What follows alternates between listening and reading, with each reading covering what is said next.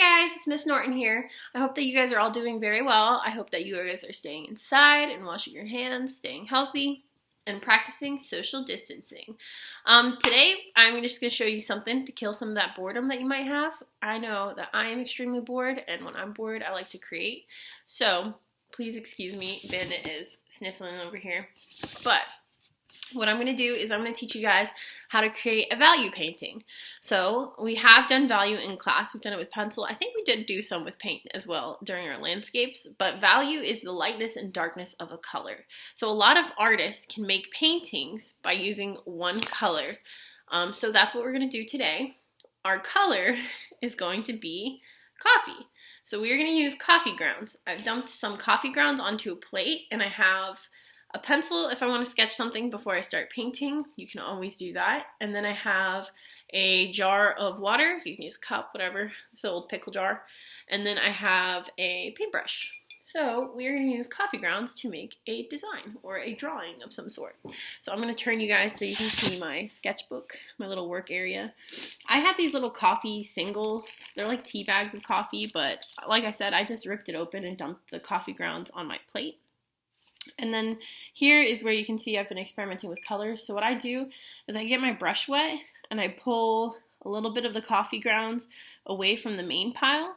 And in that dot is when I kind of mix it and let it stew. And then when you do that, you can get different colors.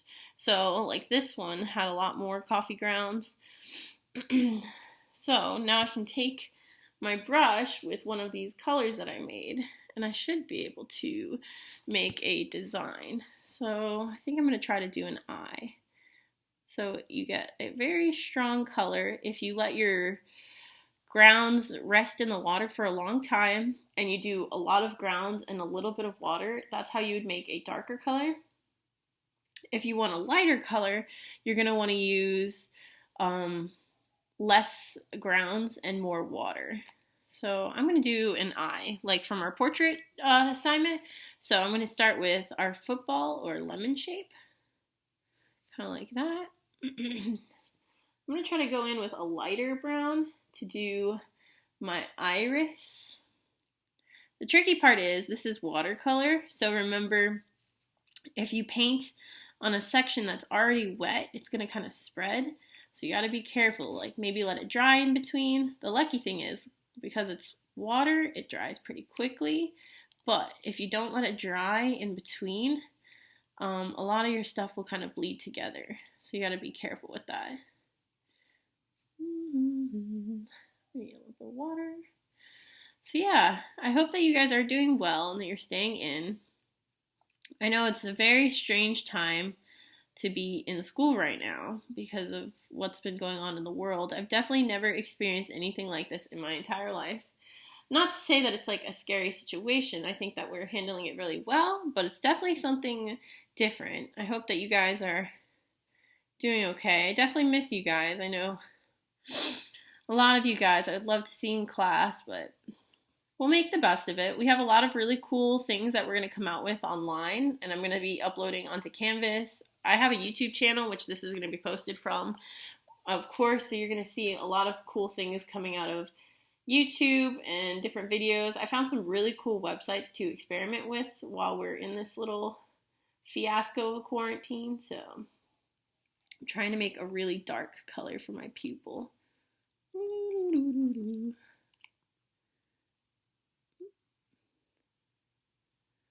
So this is a really cool way. You can show your little brother and sister how to make value. You can just make really crazy paintings, just kind of really experiment. Like I said, I just hope this helps keep you sane while you're home alone, or not alone, just home with your family. Because I know I could get a little stir crazy after a really long time of being alone at home. So that's my little eye that I made out of coffee. You can do a lot of things. So like I can do an eye. I think one thing that I was experimenting with before was a rose.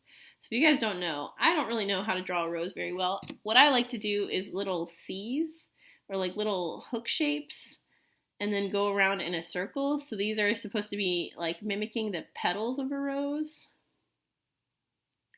You can do a couple of these. until you get like a pretty wide shape. And then underneath that, sorry, I gotta clean some of the coffee grounds off my brush. Underneath that, you can do like a, kind of like a U shape, but I split it in half to show that it's two petals holding the rose together. Ooh, one of these I had a lot of coffee grounds and one of them I did not. So you can see the value, the two very drastic different types of value. See the difference in the bottom of the rose there?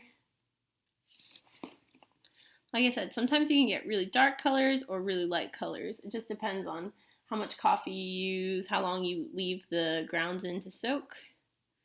But I thought this would be a cool experiment to play with while you guys are stuck in quarantine. I'd love to see some of the stuff you guys do. Maybe make an eye. You can do any kind of drawings. You can draw your pets, your parents, your sister, your brother. You can write your name in a cool font. But I want you guys to go ahead and try this out. See how well you do making value paintings with coffee. Hope you guys have a great day. Bye.